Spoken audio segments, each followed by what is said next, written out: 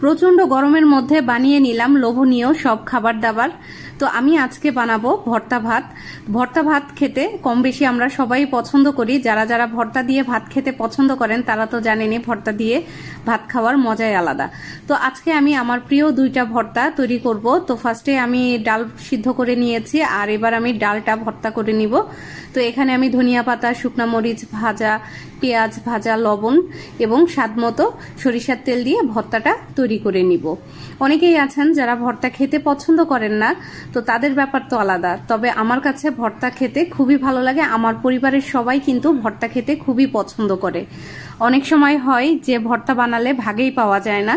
তো আজকে আমি একটু বেশি করে ডালটা ভর্তা করব, আর দিয়ে দিচ্ছি এখানে আমি পরিমাণ মতো সরিষার তেল। সব ভর্তাতেই সরিষার তেলটা দিলে আমার কাছে খেতে ভালো লাগে। তো আমি সরিষার তেলটা দিয়ে খুব ভালোভাবে মেখে নিব। আপনারা কারা কারা ভর্তা খেতে পছন্দ করেন বা ভর্তা লাভার আছেন তারা কিন্তু কমেন্ট করে জানাতে পারেন ভর্তা খেতে কারা কারা পছন্দ করেন। তো দেখুন আমার ডাল ভর্তা হয়ে গেল। এবার আমি তৈরি করে নিব মজাদার ডিম ভর্তা।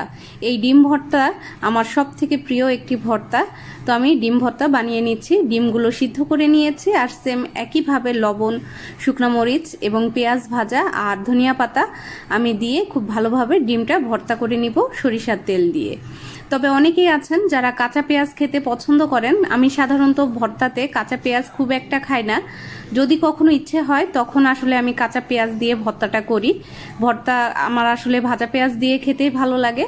তো এক একজনের চয়েস তো এক এক রকম। যারা আসলে কাঁচা পেঁয়াজ খেতে পছন্দ করেন তারা কাঁচা পেঁয়াজ দিয়ে করবেন, কোনো সমস্যা নেই।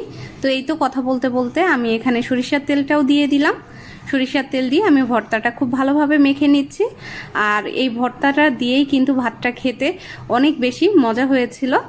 আর আমি এদিকে কিন্তু গরুর মাংসও রান্না করেছিলাম। তো গরুর মাংসটা আসলে ওভাবে কেউই খায়নি, যেহেতু আমি ভর্তা বানিয়েছিলাম। ভর্তাটাই সবাই বেশি পছন্দ করে মজা করে খেয়েছিল। তো এই তো আমার আজকে ভর্তা ভাতের রেসিপি। আশা করব আমার আজকের এই ভর্তা আপনাদের ভালো লেগেছে। সবাই অনেক বেশি ভালো থাকবেন। আল্লাহ হাফেজ।